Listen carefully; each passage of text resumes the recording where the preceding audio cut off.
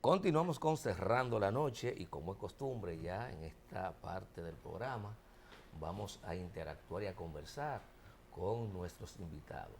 Y esta noche nosotros vamos a conversar con una persona que creo que va a contribuir mucho a lo que es uno de los objetivos de este programa, que es ayudar a elevar los niveles de conciencia de la gente a los fines de que podamos construir una República Dominicana solidaria y democrática, que es, digamos, parte de los propósitos de que nosotros tres cada noche estemos aquí haciendo sacrificios múltiples para conectar, expresar nuestros puntos de vista sobre la realidad, hechos pasados, posibles hechos que se presenten en el futuro, porque hasta labores de adivinanza en el análisis hace uno. Pero en esta ocasión vamos a hablar de historia que no es pasada, es presente y seguirá siendo futuro. Y a propósito de que esta semana se conmemoró 48 años de la matanza, hay que decirlo así, aunque con resistencia y dignidad, de los 4 jóvenes que en el kilómetro 14 de la autopista Las Américas enfrentaron una artillería muy pesada. Alguien me dijo que habían mercenarios y no se refería a los soldados que cumplían órdenes, sino a los mandones que lo hacían por paga. Y sobre todo esto vamos a hablar con doña Gianela Perdomo Pérez, hermana de uno de los palmeros, Virgilio Eugenio Perdomo Pérez, pero además hija de Eugenio Perdomo Ramírez. Un árbol genealógico importante, vinculado justamente al proceso histórico de la lucha social y por la libertad en la República Dominicana. Buenas noches. Bienvenida, buenas noches. Muy buenas noches. Gracias por invitarme a participar en este nuevo episodio narrativo de nuestra historia, que no debe perderse y que debe muy a menudo refrescarse para que la presente y las futuras generaciones no se olviden de por qué estamos hoy en este programa, por ejemplo. Porque años atrás, en años de la dictadura, esto no, ni soñarlo. Entonces, por la libre expresión de las ideas, vamos a seguir hablando de Duarte, de los trinitarios, de la raza inmortal, de los hombres que murieron en el movimiento clandestino 14 de junio, de la guerra de abril, de los palmeros. No digo más. De la resistencia. Yo creo que una pregunta obligada para iniciar esta conversación formalmente es saber, bueno, ahí tenemos imágenes de los 4 héroes nacionales que enfrentaron a ese ejército, no solo con experiencia local, sino también internacional, lo que fueron a combatir con estos jóvenes. Pero decía que es obligado preguntarle a doña Gianela, ¿cómo se involucra la familia Pérez, la familia Perdomo Pérez, en la lucha por las libertades en la República Dominicana?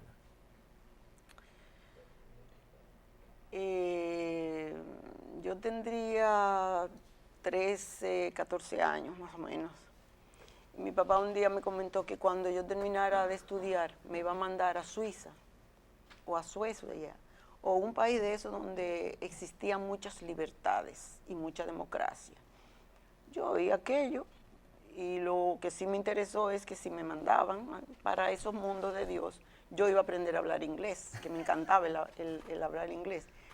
Porque en mi casa nunca se habló de si el trujillismo o el no trujillismo. Lo que sí nunca hubo fue una de las plaquitas aquellas de madera que decía en esta casa Trujillo es el jefe, y todos los hogares dominicanos, o casi todos en las casas dominicanas había era una maderita muy muy chuipi, diría yo ahora.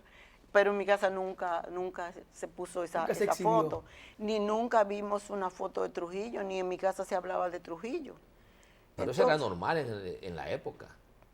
Bueno, anormal que no estuviera. Anormal que no estuviera, exactamente. Entonces, bueno, como no estaba, pues no estaba, ya está. Yo nunca le di importancia. Me imagino que mi hermano Virgilio Eugenio tampoco se la dio.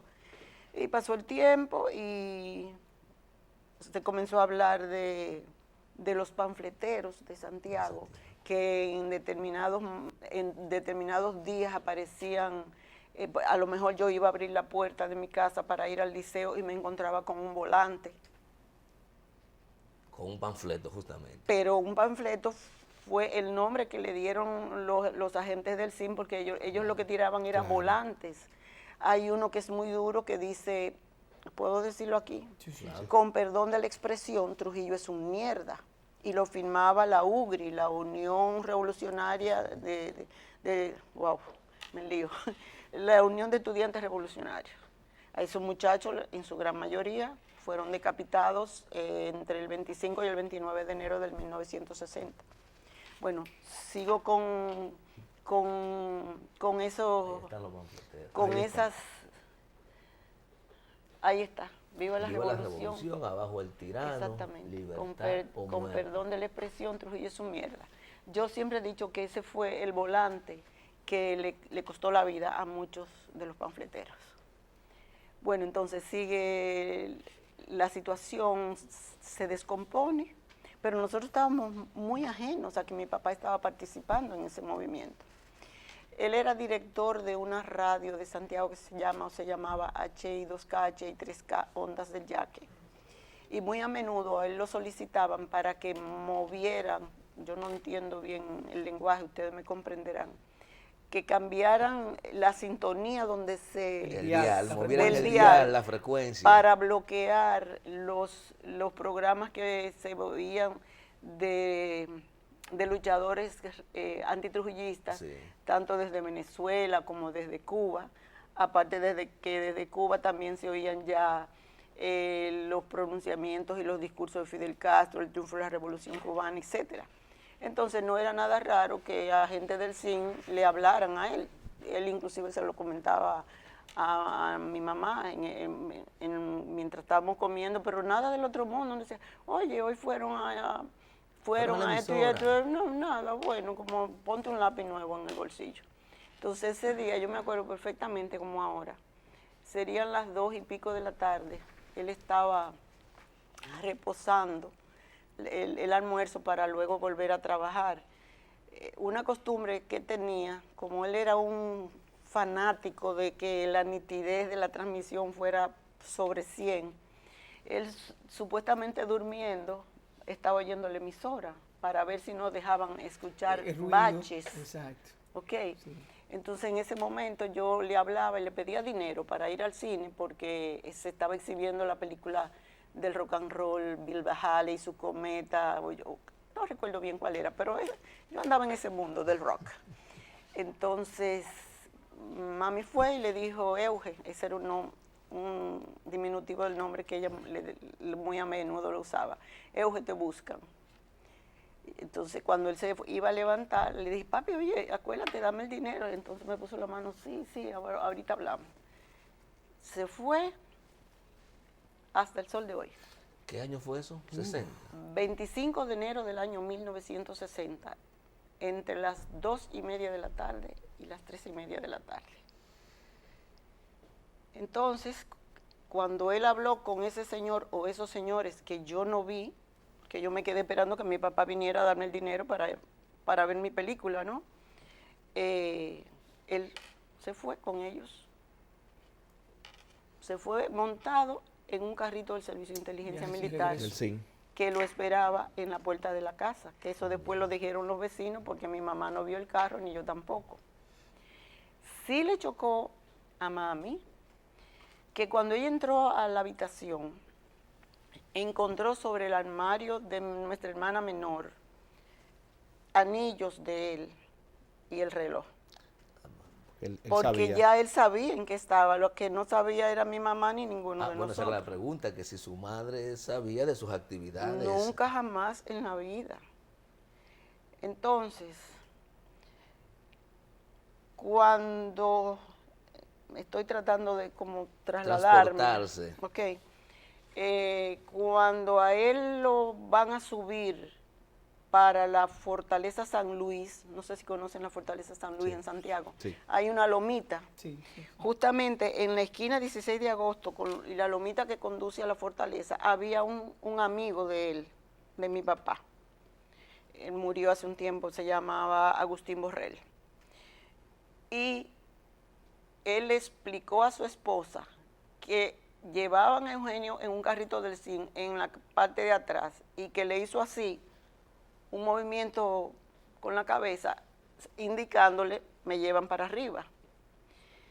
De Santiago, ese señor fue el último que vio a Eugenio Perdomo. Nosotros como hijos y mi mamá como esposa jamás lo volvimos a ver. Eugenio lo llevaron directamente a la Victoria o a la 40 y días posteriores, entre el 29 de enero y primeros días de febrero, lo ejecutaron sentado en la silla eléctrica. Murió por estrangulamiento. ¿Por qué sabemos el detalle? O sea, los detalles. Porque antes de cenar llamaron a Leandro Guzmán. Le pidieron que los acompañara, me imagino a los, como yo le llamo cariñosamente, a los sabuesos o a las hienas. Las hienas siempre tienen deseo de sangre y necesitan para alimentarse, ¿verdad? Que lo llevaban para que viera. Leandro estaba preso. Leandro estaba preso también. Y estaba Manolo, y estaban las hermanas Mirabal. Enero fue muy fuerte para el movimiento clandestino 14 de junio. Y parece que para el régimen posteriormente. Bueno, ahí comienza a tambalearse, Sí. creo yo. Y la muerte de la muchacha fue, y la pastoral también, le dio duro. Bueno, el asunto es que a Leandro lo llevan a donde está mi papá sentado, donde estaba la silla eléctrica, y encontró a Eugenio, que era su vecino, pero que no tenían ningún vínculo, porque Leandro y María Teresa, meses después que se casaron, vivían en una calle oeste, este-oeste, o norte o sur, no sé. El asunto es que ellos vivían en esta calle y nosotros en esta. Prácticamente opuesto. Opuestos, pero colindando los patios. Cerca. Cerca. O sea, por ejemplo, yo he comentado que cuando María Teresa bajaba para ir a la ciudad, yo me di cuenta a qué hora ella bajaba y yo siempre me paraba en el balcón, porque me encantaba ver a aquella mujer como con ese garbo, cómo se cimbreaba como, ay Dios, era una cosa increíble. Elegante, y esas trenzas así, entonces yo quería ser como María Teresa, yo quería copiar a María Teresa. Bueno, entonces volvemos a la silla eléctrica. Ahí está Eugenio sentado, amarrado en la silla eléctrica, de pies y manos.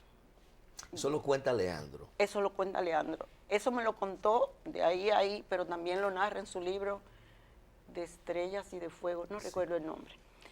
Entonces, ya después de hacerle esa sesión de torturas, viene el último episodio, que es ejecutar a Eugenio. Había un periodista a quien le dan el tortol. Ah, mira, la foto de un Eugenio. Ese papi, te amo.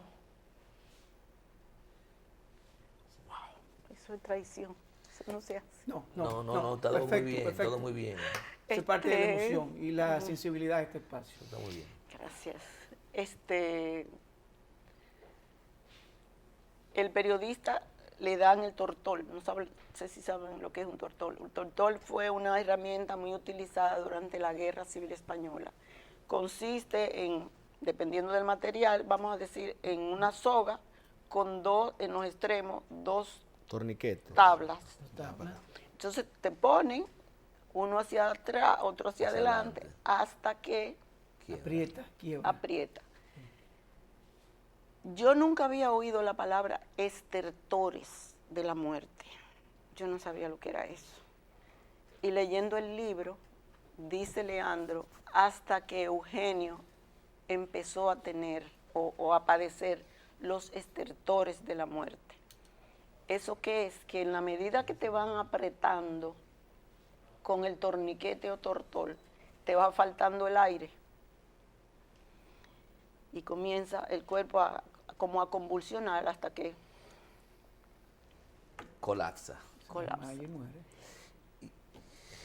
Y desde el día del apresamiento, ¿qué informaciones recibían ustedes? Me imagino que visitaban todas las cárceles del país, tratando de buscar información. Mi mamá fue la única que se dedicó a hacer esa labor porque donde quiera que iba no lo encontraban. Entonces, al faltar el supermercado de la familia, que era mi papá, los rubros disminuyeron. Entonces, mami no hacía nada andando con dos adolescentes que allá arriba y que allá abajo buscando a Eugenio. Si ella no lo veía. O sea, la idea era tan pronto yo lo vea y él tenga visita, entonces voy con... ¿Y qué impacto, no me refiero a la muerte porque eso es el obvio, qué impacto provocó en ustedes saber que su padre, y en el caso de su madre, que su esposo estaba en actividades políticas para acabar con el régimen?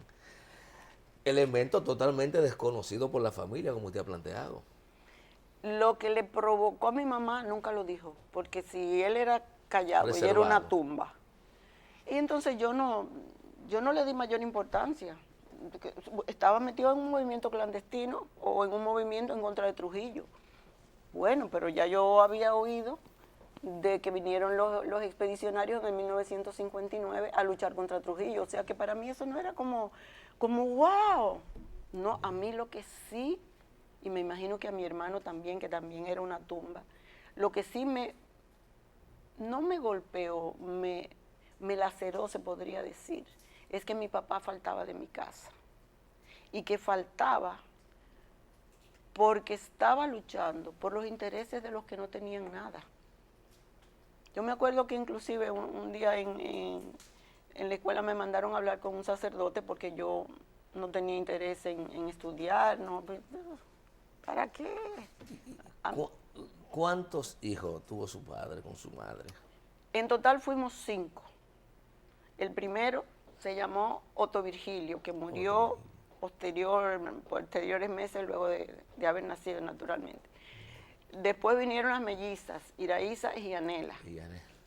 Gianela quedó viva por cabezadura, sí, porque lamentablemente Iraísa tuvo problemas que por lo que ella comentaba parece que fue una apendicitis, algo así.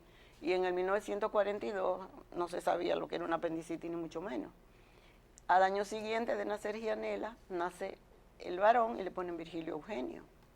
Y 11 años posteriores nace Elia Celeste, que es mi hermanita.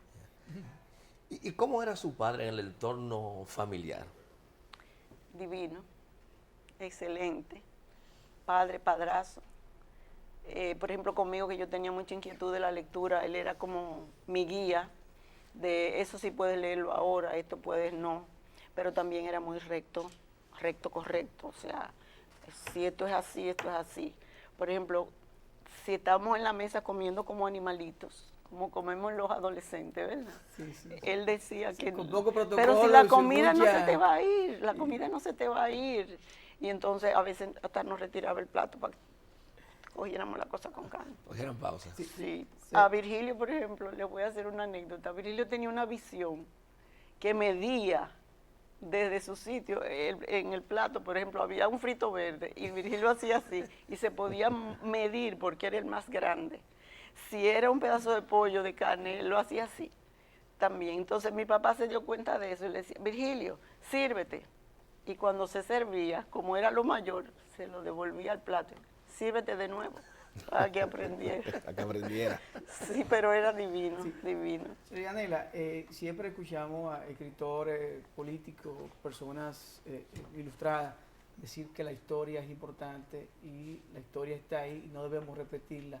Usted como escritora, con la experiencia que tiene, que vivió la tiranía de Rafael Leónidas Trujillo, ¿cree usted que los pueblos tienen que aprender para no repetir las acciones? Deben conocerla, pero así. ¿Por qué? Porque si tú no sabes que si te tomas una copa de gas te hace daño, tú vas y te la tomas. Y después que tú sabes, cuando tiene los efectos de esa bebida, que tú no te la debes beber más. Y otra cosa muy importante para mí, el pueblo en general, mientras más ignorantes somos, más fácil nos pueden conducir a donde le dé la gana el que está arriba. Bien, con el permiso de doña Gianela, vamos a ir a una pausa y en breve continuamos para hablar justamente de el otro Eugenio. Ya hablamos de un Eugenio. Ella tiene su libro que son sus dos Eugenios. Y ya hablamos del primero. Vamos a la pausa y continuamos en breve.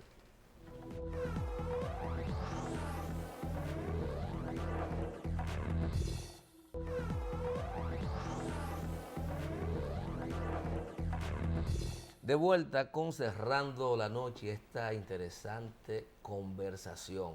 Giovanni Almonte parece que tiene algo en la recámara. Sí, tengo una pequeña pregunta. Tal vez no va directamente a la historia vivida, a los libros que usted cuenta, su narrativa, pero sí tiene que ver con una preocupación que siempre he tenido con la historia dominicana. Lamentablemente hemos visto cómo en el pasado hemos tenido que recurrir a la biblioteca de los Estados Unidos, a Washington DC, cuando queremos hacer una investigación profunda de lo que fueron nuestros años mozos, 40, 50, 60, incluso hasta 70. Y vemos cómo hoy en día, cada vez que pasa un gobierno, se pierde la historia escrita, la historia fílmica escrita de nuestras instituciones, incluso hasta de gran parte de lo que ocurre en el país. Usted como dominicana, como escritora, ¿qué preocupación, qué siente a lo interno cuando usted sabe que, por ejemplo, el Museo de Historia y Geografía o el Ministerio de Obras Públicas gastó 30 millones en fotografía del país, de diferentes partes del mundo, con diferentes ángulos, y luego alguien no le dio importancia y la botó y la quemó porque no era importante? Y se perdió parte de la historia. Pudimos ver cómo eran nuestras casas hace 20 años, pudimos ver cómo era nuestro trazado de nuestras calles, pero a alguien le surgió la idea, quememos eso, que eso no es importante.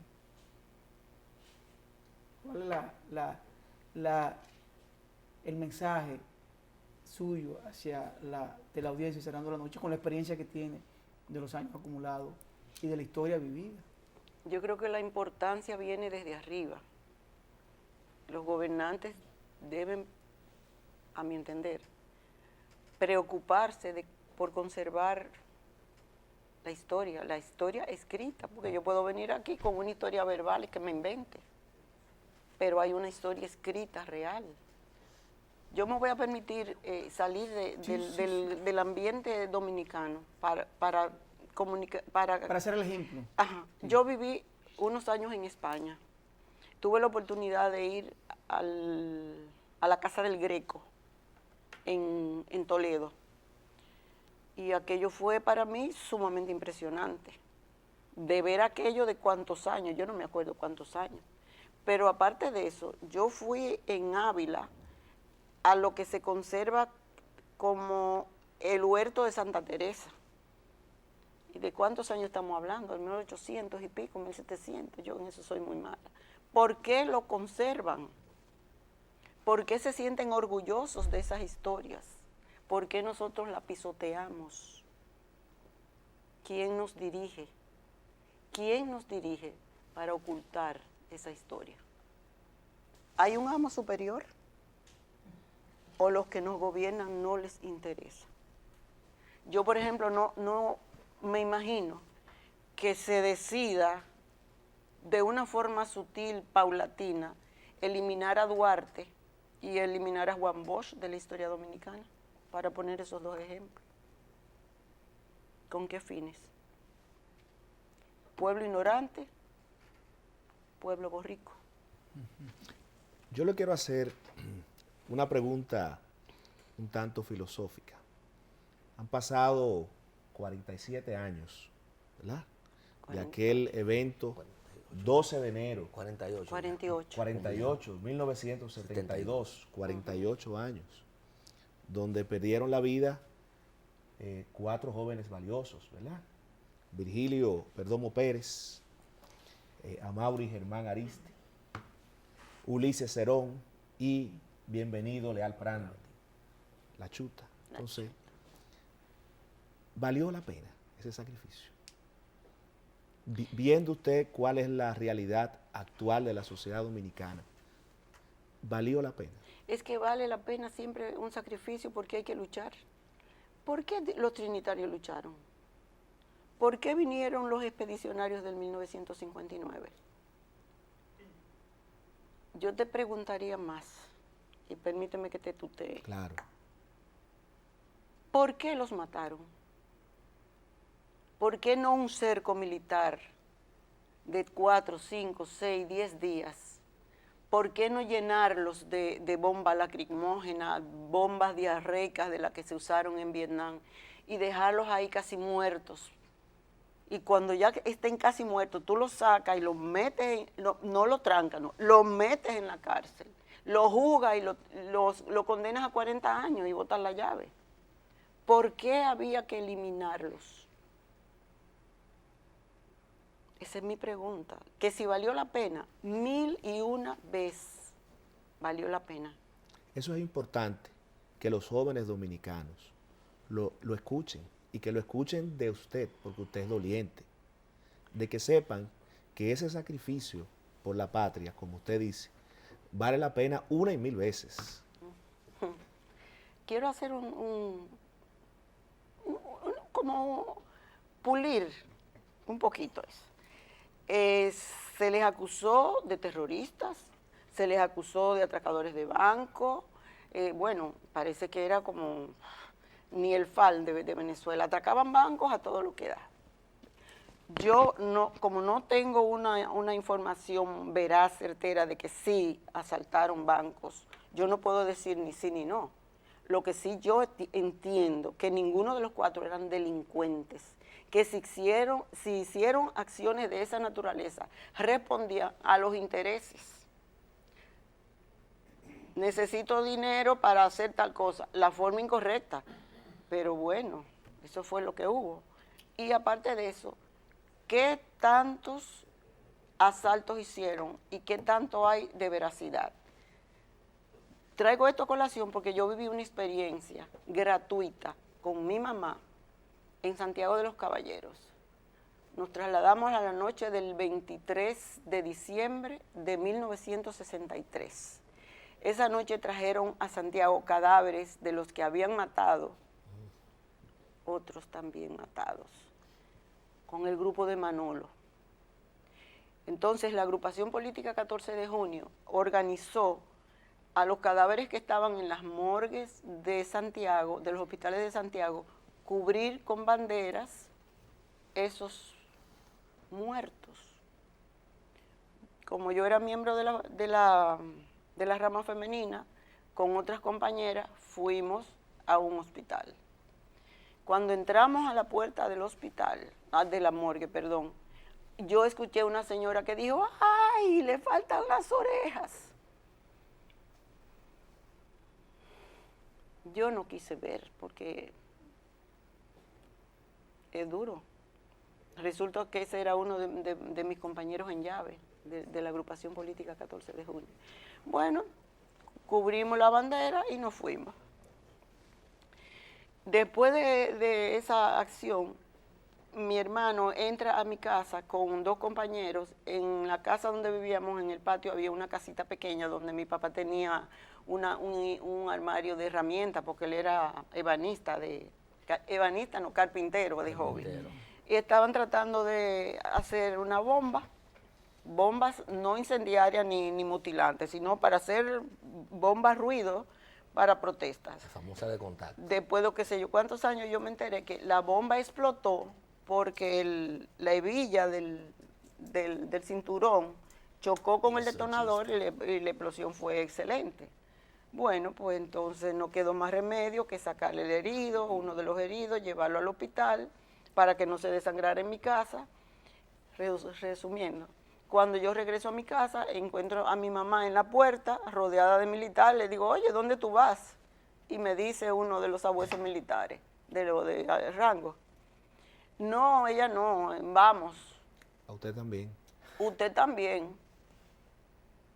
En mi caso se quedaba mi hermanita, que tenía apenas 7 años, que fue auxiliada por amigos, porque si no se hubiera quedado solita durmiendo en esa casa. Ok. Nos vamos para la policía.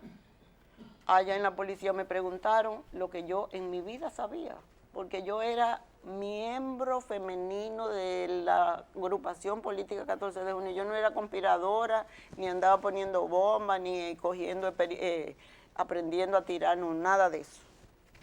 Conferencias, aprender, además yo estudiaba y trabajaba, las dos cosas juntas. Bueno, pues después que me preguntaron que si usted conoce a fulano, si usted es parte del plan de qué sé yo qué, no señor, no, que yo no conozco. Bueno, ya. Nos dejaron ahí, se terminó el interrogatorio, son como 5 o 6, nunca es uno, son como 5 o 6 que te acosan. Dormimos en el patio de la policía en Santiago de los Caballeros. Mi mamá creía que al otro día nos íbamos a ir, pero ¿quién dijo? Al otro día nos mandaron a la Fortaleza San Luis. Allá nos pasamos las Navidades. Antes de que se cerrara el proceso donde trabaja la justicia, nos hicieron un habeas corpus y gracias a Dios que salimos libres, con una condición de abandonar la ciudad para que no nos apresaran de nuevo y nos mandaran a la prisión de mujeres que estaba o que está todavía en Moca. Entonces, por esa experiencia, donde mi mamá y yo fuimos acusadas de terroristas, fabricantes de bombas, etcétera, etcétera, ¿cómo yo puedo fiarme de todas las acusaciones que en este caso se le hicieron a los palmeros? Si fueron 4 atracos o fueron 8, ¿cómo lo creo? ¿Me entienden? Es así. Es así. Tremendo. La historia viva, Luis, definitivamente. narrada por sus propios protagonistas. En este caso. Perdón, que interrumpa, y sin inventar, porque a mí no me interesa ser ni heroína, ni líder, ni héroe, pero narrar la verdad. Yo admito que mi hermano, vamos a suponer que sí, que robó banco, pero a mi casa no fue un centavo, y ahora me acuerdo. Virgilio fue guardia en la aduana en el 1965. A ver, Revolución de Abril, ¿no? Mi mamá, para probar la honestidad de su hijo, le dice, ay, mira mi hijo, en la aduana hay unos raditos, ustedes se acuerdan, unos raditos transitores que uno se ponía aquí para oír, tráeme un radito de eso para yo oír la novela. Él le dijo, doña, a mí me mandaron a cuidar, yo no soy ladrón. A su mamá le dijo. Y mi mamá me dijo a mí, tengo un hijo honesto. A mi casa no llegaron los raditos. Fue una prueba. Creo que sería importante ya a final del programa un poco hablar sobre todo la calidez humana de su hermano con su entorno, porque muchas veces nos enfocamos en el hecho histórico, pero antes que eso hay un ser humano que compartía con su familia, que su familia desconocía, que era un militante y que tenía compromisos también. ¿Cómo era su hermano Virgilio Eugenio Pérez? Como hermana yo te diría, bello, pero no físicamente, en la forma, en el trato, solidario, amoroso, muy buen estudiante. Inclusive él, después que terminó la carrera el bachillerato en matemática, hizo las otras ramas sociales y filosofía y letras. Virgilio era muy tímido, sumamente callado. Por ejemplo, a él lo invitaban a la casa de su padre para que jugara con usted. Si la puerta cuando él llegaba estaba cerrada, él no tocaba.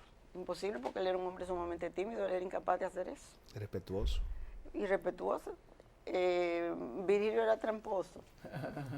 Jugábamos en Santiago lo que llamamos allá belluga, las bolas. Sí. El ron en el suelo, ¿verdad? Y tirar.